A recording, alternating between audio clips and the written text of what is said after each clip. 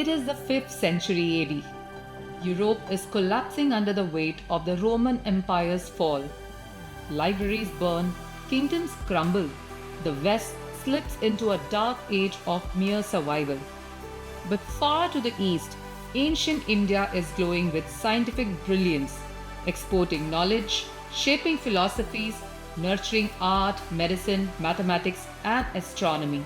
Albert Einstein once said, "We owe a lot to the ancient Indians for teaching us how to count, without which most modern scientific discoveries would have been impossible." And in this extraordinary era lived a young mathematician and astronomer, a mind so ahead of his time that his ideas would echo for 1500 years. Aryabhatta. But here's the real question. Did Aryabhatta really invent zero? Short answer is no, but the long answer is much more fascinating. You see, unlike in Europe, which took centuries to accept the idea of nothingness, ancient Indians were very comfortable with the idea of void. So, you see, zero was not born in a maths classroom. It was born in philosophy. So, in ancient India, science and spirituality were almost the same. In Isha Upanishad, there is this famous shlok that captures this perfectly. In fact, it describes the mathematical paradox of nothingness. Om Purnamida Purnamidam Purnat Purnamudachyate Purnasya Purnamadaya Purnamevavashyate, which means that is infinite and this is infinite. The infinite proceeds from the infinite. If you take infinite from the infinite still remains. The Bakshali manuscript, which is an ancient mathematical text currently preserved in Oxford, mention thousands of zeros which is represented as dots. Now, radiocarbon dating places the origin towards the first half of the millennium. So no, Aryabhatta did not invent zero, but he did something far more significant. He strengthened the mathematical use of zero, worked on the place value system, and built a foundation on which later scholars like Brahmagupta worked on the rules of zero and negative number. So what did Aryabhatta do? Why is he called the founding father of mathematics? To understand that, we have to first understand the age in which he lived, the age of science. Aryabhatta lived during the peak of the Gupta period, which is also known as a golden period of India. So this was a period where we had poets like Kalidasa, storytellers like Vishnu Sharma, and brilliant astronomer like Varamira.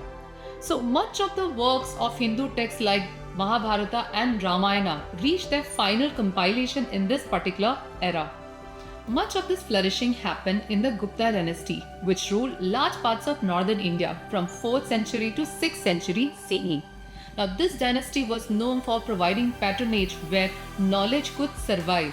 It was a period of cultural self-confidence, a period where in fact literature, art, astronomy, mathematics, philosophy, everything flourished and was well known all over Asia. Now, India was not just exporting spices, it was exporting ideas. There are scholars and then there are geniuses who just don't change their generation but influence centuries of knowledge.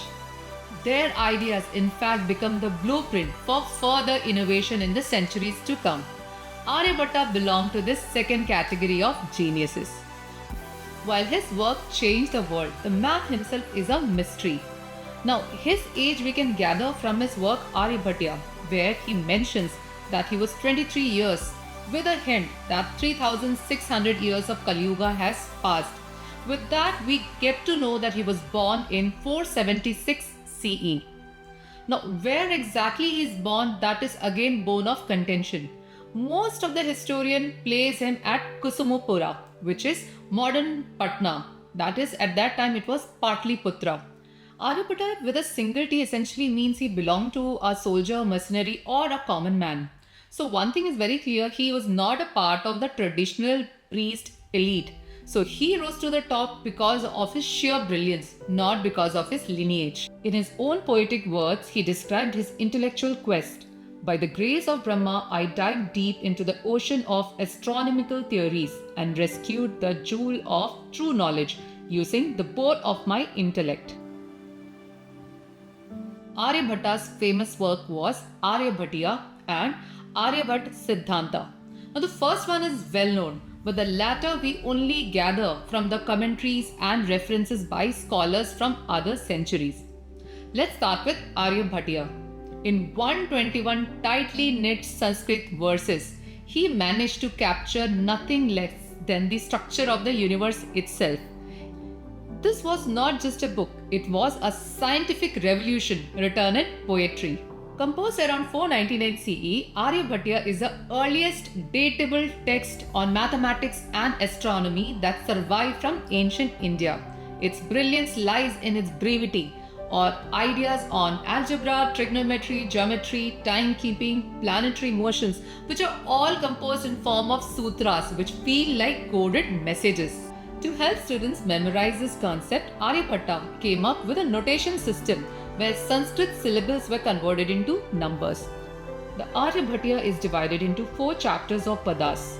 Number 1, Geetika Pada, which deals with large units of time and cosmology, cycles of creation, epochs and yugas. Number 2, Ganita Pada, which covers pure mathematics, arithmetic, algebra, geometry, trigonometric tables and the values of pi. Kalakriya Pada, which explains methods for calculating time, dates, planetary positions and calendars. Gola Pada focuses on spherical astronomy, the Earth's shape, eclipses, celestial motions and the astonishing claim that the Earth rotates on its axis. Aryabhatta designed his text in a cryptic manner which was easy to be memorized, but kind of impossible to understand without the help of a teacher. So maybe that could be the reason why there has been lot of commentaries or bhashyas on the work of Aryabhatta. Now the most famous commentary is by Bhaskara I, who wrote it a century later. Centuries later, scholars of Kerala School of Astronomy also worked on Aryabhatiya, and some of the popular names were Parameshwara and Neelakantha, who were influenced by the work of Aryabhatta and in fact created amazing work in advanced mathematics including calculus between 14th to 17th century. Imagine this, 1500 years ago when everyone believed that Earth was stationary, a young mathematician from India wrote in his book that the Earth spins, Earth rotates on its axis. His definition of sine, cosine and inverse trigonometric functions led to the discovery of modern trigonometry. It's not easy to compile all the works of Aryabhatta, but let's capture the 4 major contributions of Aryabhatta. The Earth rotates.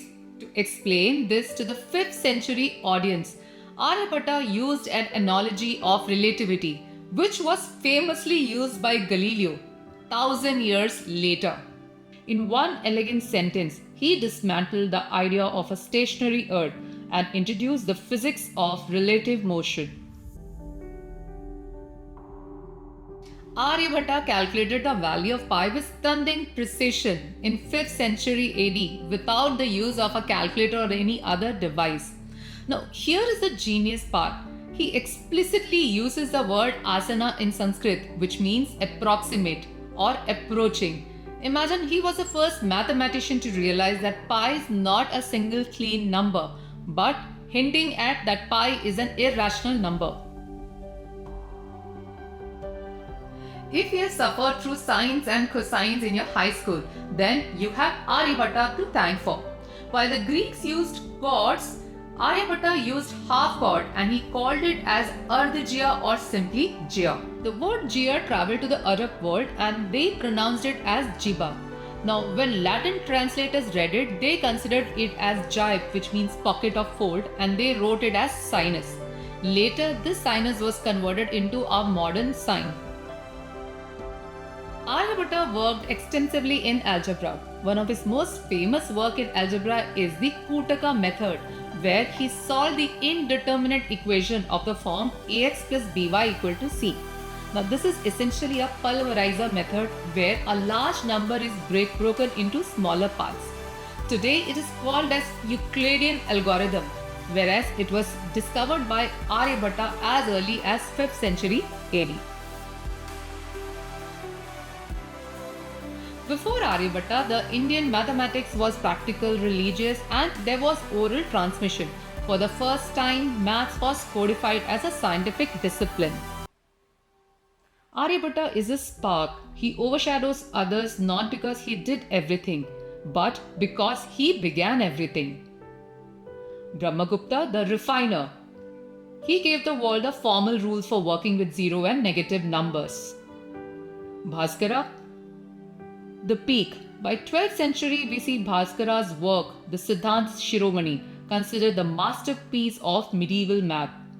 He took Aryabhatta's raw concepts and polished them into poetic perfection. Madhava, the visionary. He founded the Kerala school, discovered the infinite series and calculus components centuries before Newton. Aryabhatta's work didn't just inspire scholars and mathematicians in India, but it traveled borders. It reached Arab scholars, and later scholars like Al-Khwarizmi and Al-Biruni worked on Aryabhatta's work and defined today what is called as algebra. Aryabhatta changed India. Then through the translation it changed Asia, and later it managed to change the world.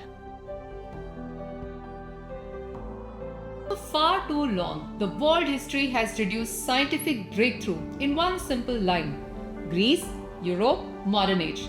Aryabhatta disrupts this story. In fact, in his land of birth, India, Aryabhatta is often reduced to a footnote or a GK question: who invented zero? This oversimplifies his genius, strips away the context, and reduces the extraordinary originality of his work. When Aryabhatta proposed his idea, people in India thought eclipses were caused by Rahu and Ketu. Against this backdrop, his idea is nothing short of a revolutionary idea. In Aryabhatta, he bows down to Brahma and humbly accepts his limitation. Yet he boldly goes against superstitions, offers scientific explanation, and corrects the misconceptions. Zero is a small part of his legacy. His true gift is curiosity, observation, and fearlessness. Yet, for most people today, Aryabhatta's name is less familiar than Newton, Einstein, or Galileo. This is not because his work is less significant, but because the narrative of science has been shaped by Western lens. Even in India, Aryabhatta's work has not been given the kind of importance, maybe because of myth or religious exaggeration. So, telling the story of Aryabhatta matters. If you come across any new stories or any evidences of Aryabhatta's work, please share in the comments. I'll see you in the next video. Till then, take care.